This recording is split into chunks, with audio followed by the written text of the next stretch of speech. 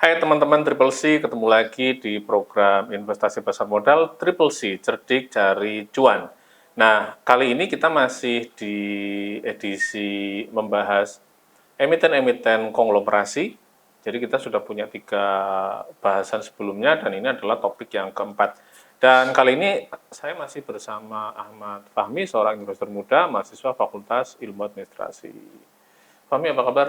Ya, alhamdulillah baik Bapak. Oke ya, jadi kita kemarin kan sudah bahas mulai dari Pak PP, Ya, Happy Absoro, terus kemudian Jarum ya, ya, kemarin Jarum, dan hari ini kita akan bahas satu konglomerasi yang ini kayak sebetulnya ini pemain lama ya kalau kita lihat ya, ya, ya. pemain Betul. lama dan sejarahnya panjang, Hmm, dan emiten ini sangat disukai dulu, saya tidak tahu sekarang, ya.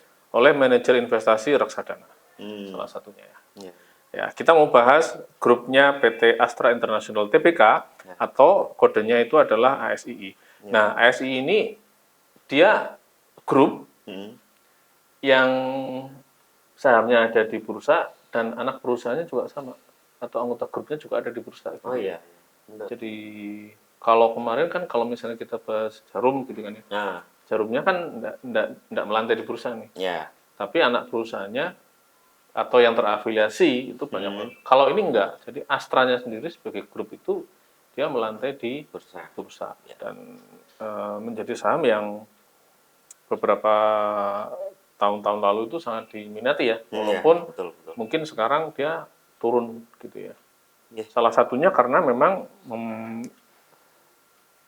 penggeraknya itu adalah sektor otomotif ya, betul, dan betul, Pak. kelihatannya memang ada tantangan bagi Ya. Astra itu di saat-saat ini ketika mobil listrik Hmm. mulai juga mendapat pangsa pasar gitu Betul. ya, Bangsa pasar ada, pangsa pasar stimulus gitu. dari regulator Karena juga dia ada. sebelumnya kan pemegang mereknya Toyota ya, dan itu Ya, sudah berpuluh-puluh tahun lah menjadi pemain utama di betul. Indonesia gitu, dan menjadi motor gitu loh, Ya, menjadi eh, penyumbang terbesar bagi grupnya dia, kelihatannya gitu ya. ya, Mata aku pengen tahu ya, ini kalau misalnya kita bahas Astranya dulu deh, betul. kita bahas Astranya dulu ya. Jadi kalau kita lihat dia itu kan selalu masuk LQ45, Hmm. terus ya dividennya besar gitu Betul, loh. Terus terkenalnya ya. interimnya ada, jadi Ya. 1 tahun kan 2 kali kalau nggak salah Astra gitu kan. Walaupun sekarang dia sering sahamnya itu terkoreksi cukup panjang Hmm. gitu ya. Ya. Sekarang mungkin sekitar 5 ribuan Sekarang kali ya. 6 ribuan. Ya, Di 5 harga ribu, 4 ribu ya. 6.400 ya. 5 ribu, 5 ribu, sorry, 5 ribu, 6 ribu ya. Ya, Nah, dulu itu kan kayaknya di atas 10 ingat saya itu. ya, Karena di atas benar. 10 kan, di atas Hmm, 10 ya. Nah, kalau kamu lihat sendiri itu loh, ya. dari kinerja emiten Astranya dulu deh, Mm-mm. ASII-nya itu seperti apa kamu melihatnya? Mungkin yang tadi Bapak pernah bilang juga bahwasanya ASI ini kan banyak sekali yang diminati oleh masyarakat pada umumnya. Nah, Hmm. memang sendiri secara free float-nya sendiri ASI ini kan ada sekitar 40% sekian yang bisa dimiliki oleh masyarakat gitu. 49,89. 49. Nah, ya. Jadi memang pada saat kita tapping saat ini juga ya IHSG lagi terkoreksi cukup dalam, Oke, ada sekitar 3,6%. hari ini ya. Ya, turun minus sekitar 300 poin pada hari ini. Dan ya saya sendiri juga tergabung dalam beberapa grup-grup saham dan kawan-kawan yang bermain juga di saham. Itu sangat menunggu ASI ini juga ikut terkoreksi agar bisa menambah muatan di ASI ini. Mhm. Jadi sekali lagi bisa divalidasi bahwasanya memang ASI ini banyak sekali diminati oleh masyarakat pada umumnya, baik retail ataupun para market maker kayak gitu. Dan juga kalau pada saat ini kita lihat ASI sebetulnya dari 5 bulan terakhir, dari Mhm. bulan Juli sebetulnya masuk dalam tren bullish ya Pak. Naik ya, dia Ya, ada kenaikan ya, ada 5 bulan kenaikan terakhir ya, dari 4.000 sekian menjadi di bulan Oktober sekarang ini pada saat kita 6 ribu. tapping 6.400. Mhm. Ya, ada kenaikan kurang lebih 1.500-an. Ya, Lumayan ya, di atas hampir 20 ya, persenan mungkin ya. ya. Itu dalam kurun waktu 5 bulan. Dan juga kemarin juga setelah mencatatkan laba di kuartal 3 itu juga termasuk yang cukup baik. Dan pada saat ini juga ada corporate action yaitu baru saja membagikan dividen ya Pak ya. Mhm. Tadi betul yang dividen interim itu juga sering dibagikan oleh ASI, makanya para orang-orang yang bermain di pasar modal juga masuk di ASI ini juga salah satunya yaitu tadi dividennya yang sangat kerap sekali membagikan kayak gitu untuk saat ini.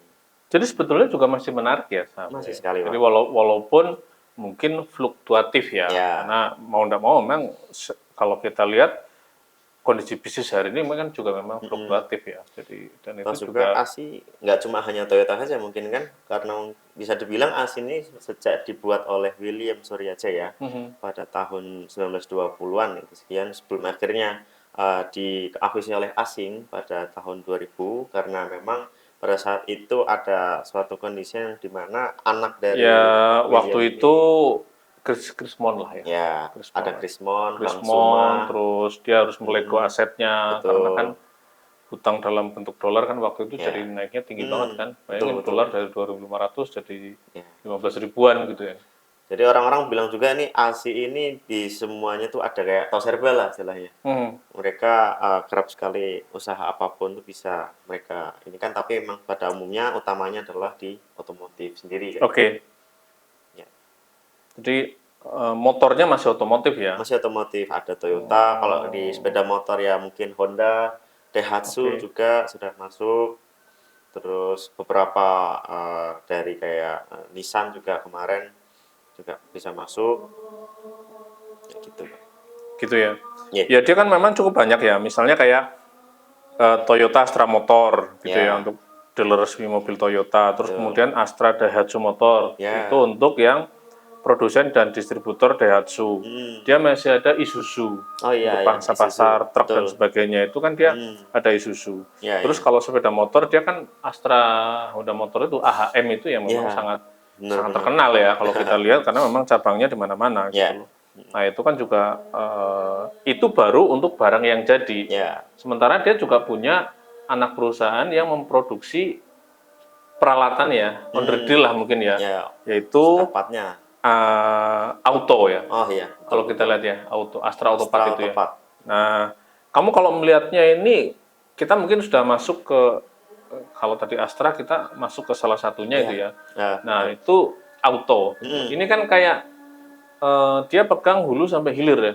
benar-benar. Hampir kayak gitu ya. Ya, Jadi di hulunya, di onderdilnya ya.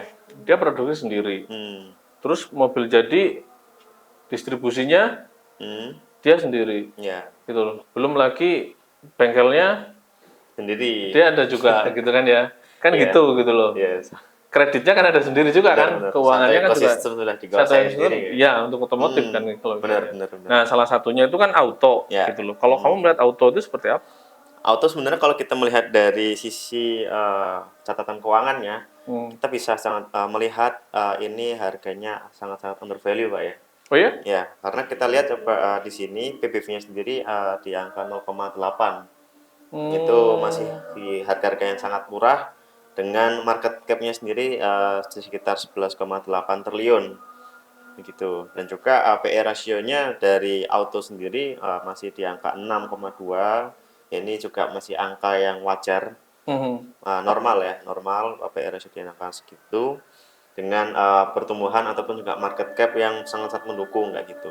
Makanya kita juga melihat kemarin beberapa bulan terakhir memang sudah diakumulasi oleh market maker dari asing juga, itu tercatat juga mungkin jadi sebagai pemimpinnya adalah KZ sendiri yang melakukan inflow pada auto dan juga ASI yang tadi kita bahas kayak gitu, Pak. Karena juga sama ya. Dia Ya. juga kalau yang suka dividen dia juga bagi dividennya rajin juga.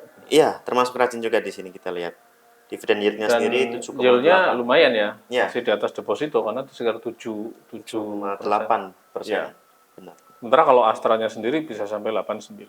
Oh iya, iya. Oke, Mat, kita bahas dua dulu ya. Ya. Dan kita masih ada beberapa lagi teman-teman emiten-emiten yang di bawah grup Astra. Ya. Jangan kemana-mana, tetap di Triple C, cerdik cari cuan.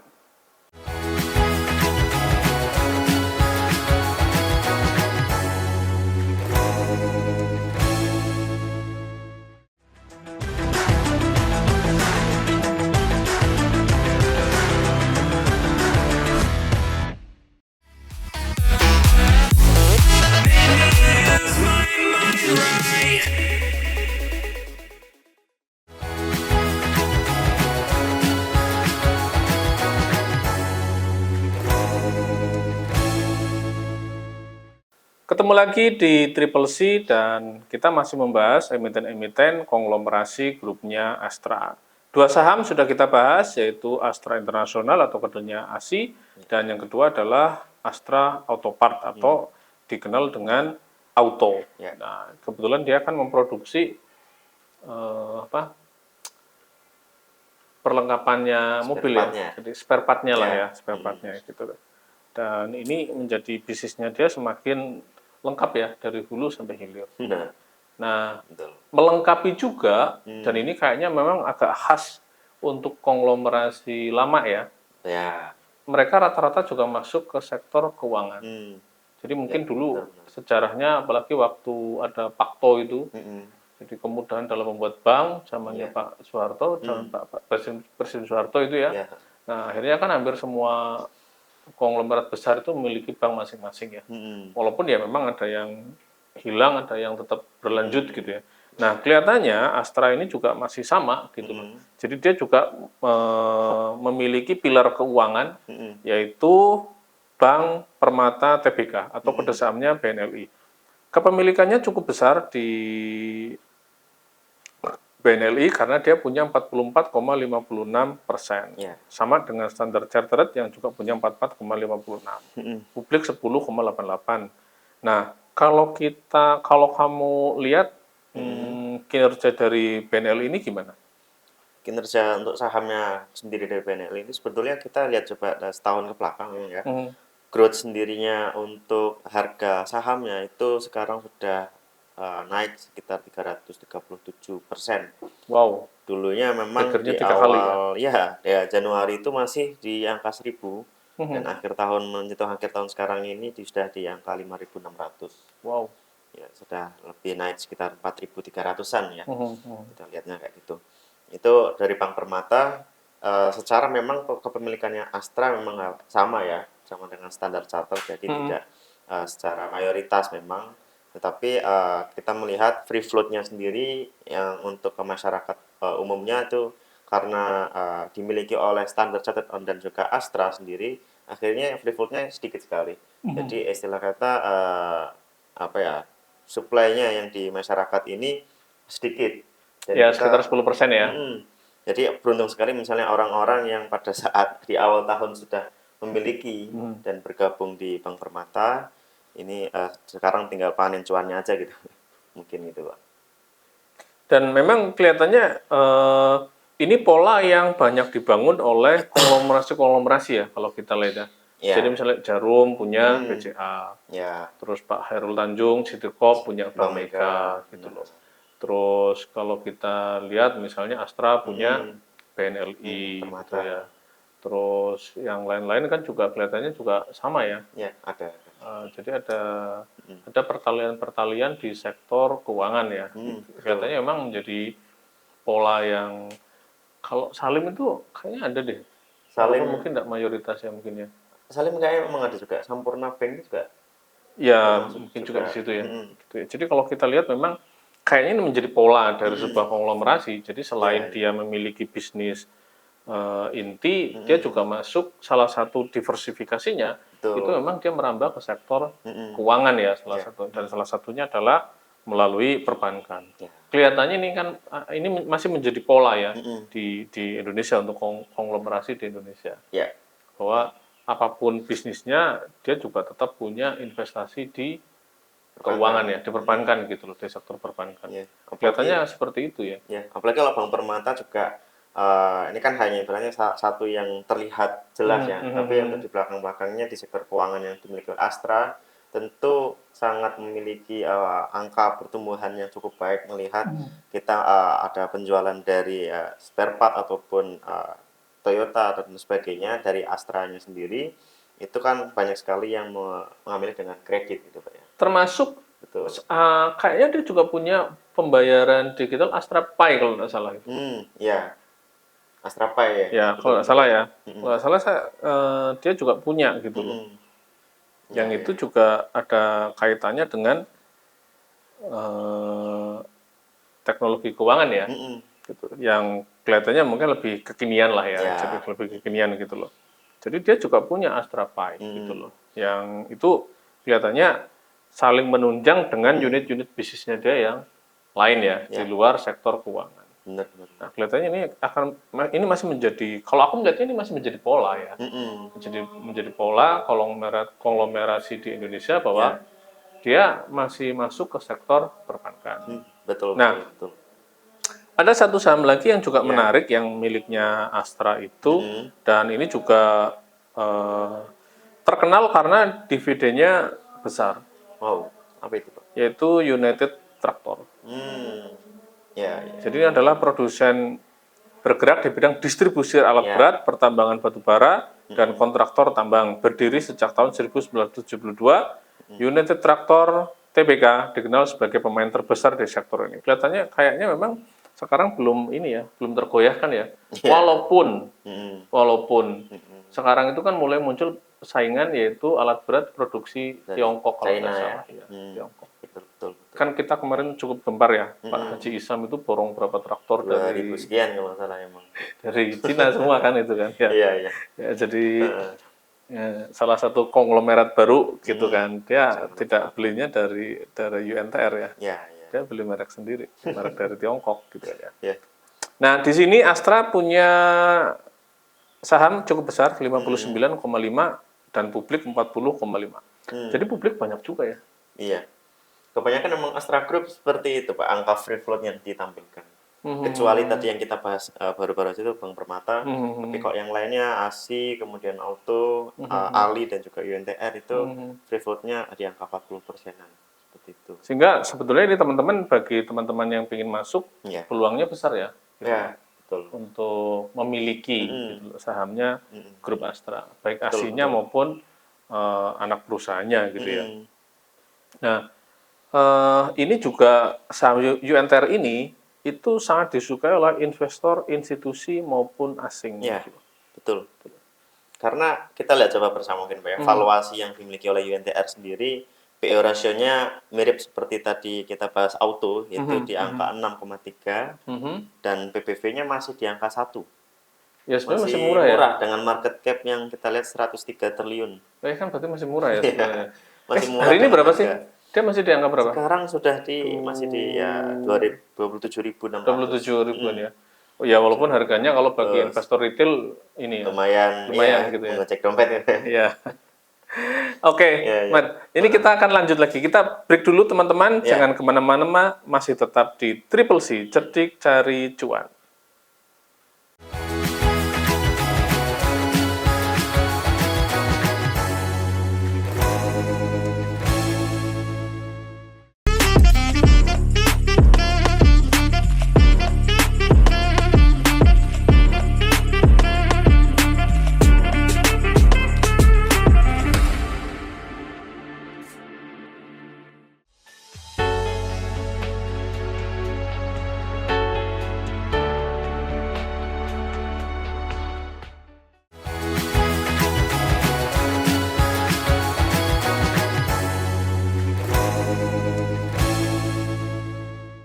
Masih di Triple C, cerdik cari cuan, dan kita masih membahas emiten-emiten di bawah grup Astra. Ada 7, dan kita sudah membahas 4 ya tadi ya? Iya. Kita sudah membahas 4, dan kita mau bahas 2 lagi. Dan, Mat, ini juga menjadi satu pola yang cukup umum di konglomerasi di Indonesia. Jadi selain punya bank, dia kalau tidak punya tambang, punya kebun. Kan hampir semua sektor berarti ya kan gitu loh. Jadi kalau kita lihat mau Salim, mau Jarum, mau Prajogo Pangestu, mau apa, itu sebenarnya ada 3 sih polanya. Ada 4 ya, keuangan, perkebunan, pertambangan, properti. Nah, walaupun mungkin prosentasenya bisa beda-beda ya.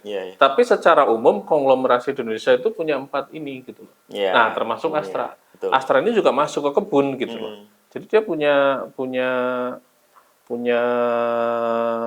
sektor agribisnis ya, melalui bendera PT Astra Agro Lestari Tbk atau AALI. Nah, ini dia fokus memproduksi minyak kelapa sawit atau CPO ya, terus dan lain-lainnya gitu ya. Nah, ini kelihatannya juga sama ya. Jadi hampir semua konglomerasi itu punya kebun gitu. Ya ada yang dijadikan yang utama, ada yang mungkin dia mungkin enggak seberapa ya, tapi punya gitu loh. Pasti ada ya gitu ya. Tapi punya gitu. Punya portofolio itu. Betul. Nah, ini juga cukup menarik ya, kepemilikan dia dominan di atas 50%, yaitu 79,68%, dan publik 20,32. Nah, kalau di sektor perkebunan atau agribis, posisi Ali ini gimana? Kan yang lain kan pemain yang lain kan cukup banyak ya. Dan Apalagi yang sekarang yang kemarin aku WA kamu itu, Costco tiba-tiba melejit. Iya. Jadi Betul. baru kita obrolin tiba-tiba ada beritanya gitu, beneran melejit itu ya. Positif newsnya keluar ya. Ya langsung. Nah ini Astra, ini kayaknya kan juga pemain lama ya. Ya, Ali ini pemain lama sebetulnya, cuman di sawit. Ya, di sawit.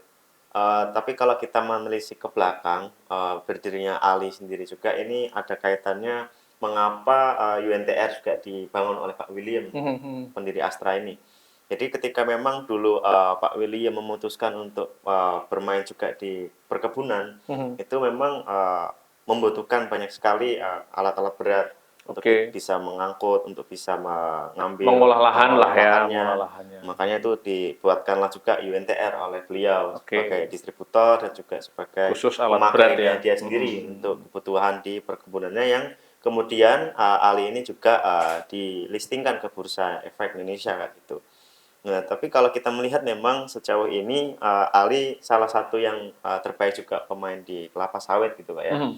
Karena dimiliki langsung oleh grup yang kita sama-sama kenal, yaitu grup Astra yang kita bahas pada kesempatan kali ini, dan tidak kalah juga oleh pemain-pemain yang mungkin masih istilahnya belum terlalu besar Ali, kayak kemarin yang mungkin masih sedang hype-nya Costco ya, kemudian dengan yang lain-lainnya.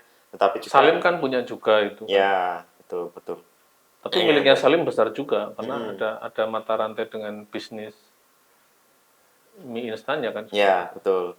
Dia kan butuh minyak itu untuk mie instannya juga kan. Apalagi kalau tarif impor yang ditetapkan oleh negara-negara untuk mengambil potensi dari kelapa sawit sendiri cukup baik, ya itu kemudian akan berimbas ke Ali sendiri gitu. Atau karena memang Indonesia itu produsen CPO terbesar dunia juga ya. Bisa dibilang seperti itu. Itu yang membuat misalnya konglomerasi itu juga tertarik punya portofolio di kelapa sawit, agribisnis gitu loh. Betul.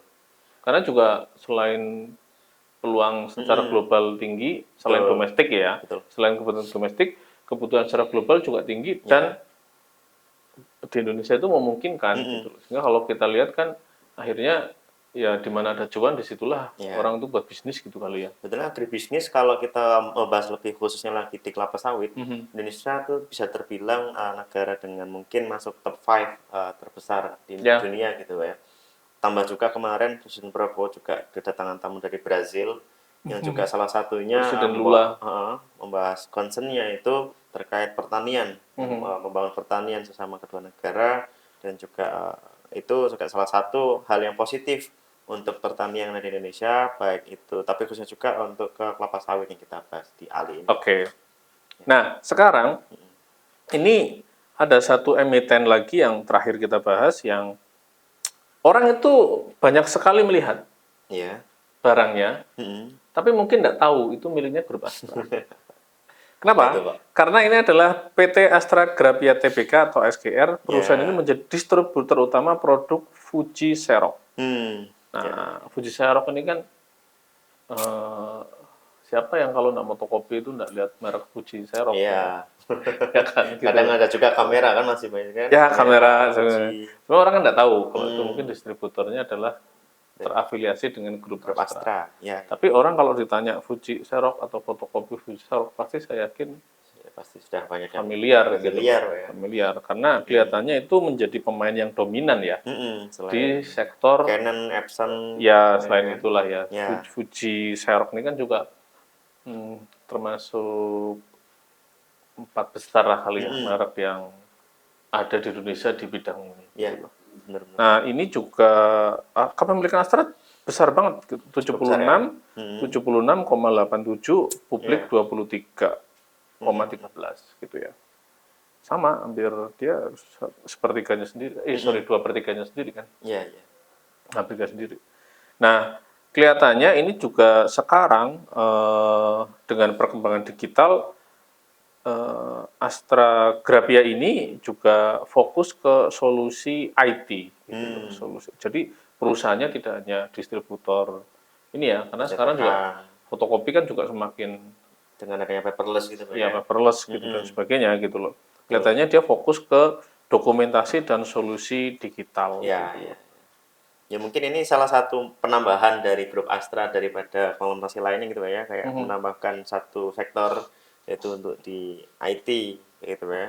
Karena konglomerasi mungkin sudah banyak juga, tapi Mhm. salah satunya ini yang kita bahas yaitu Astra Grafia ini menjadi Atau salah satu kita penambah. juga mungkin bisa melihat ini tidak lepas dari sejarahnya ya. Jadi Om William ataupun Astra ini kan Mm-mm.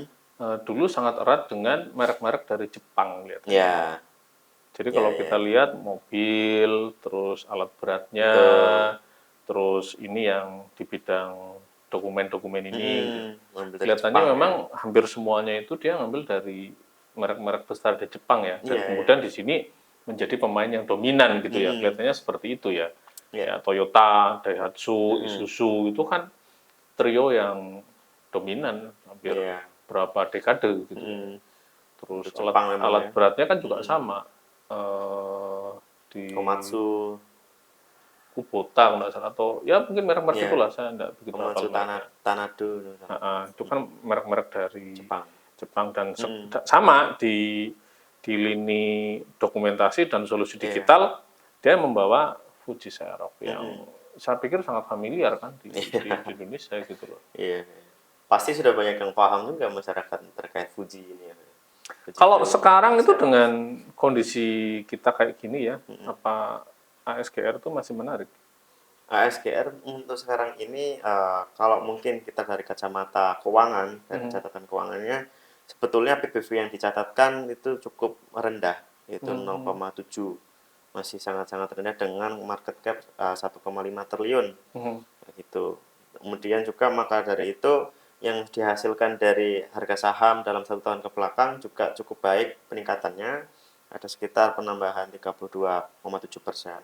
Kenaikannya ya, Kenaikannya di 1 tahun ke lumayan. belakang ini terkhusus lagi kemarin terkena di resistnya di bulan Juli dan Mhm. tembus sampai di angka 1.300 seperti Oke. itu Oke, Mat, kita sudah ya. bahas 6 saham, Mm-mm. walaupun tidak semuanya, tapi kita mencoba menggambarkan bahwa kepada teman-teman investor bahwa emiten-emiten di bawah grup Astra merupakan emiten-emiten yang cukup menarik ya di Ya, sektornya masing-masing karena betul. mereka ini memiliki keunggulan di sektornya masing-masing gitu Ya, loh. Memiliki keunggulan, mm-mm. terus kemudian dividennya juga rajin membagikan dividen, Mm-mm. ada yang sampai setahun 2 kali dan Ya. jika teman-teman ingin tertarik membeli saham grup Astra, jangan lupa untuk melakukan riset mandiri. Ya. Program ini bukan bertujuan mengajak atau menjual saham tertentu. Tetap riset secara mandiri. Oke, Matt, terima kasih atas Ya, waktunya. Kita baik akan bahas Bapak. lagi, masih ada beberapa konglomerat. Mm-mm. Kelihatannya yang baru-baru ini perlu kita bahas juga ya, gitu Ya, ya. masih banyak mungkin Pak Masih ya. banyak yang muncul baru. Kalau ini Mm-mm. kan lama, Ya. konglomerasi lama ya. Mm-mm. Oke, teman-teman terima kasih atas perhatiannya. Tetap saksikan program Triple C Cerdik Cari Cuan setiap hari Minggu di UB TV. Terima kasih, salam Triple C Cerdik Cari Cuan.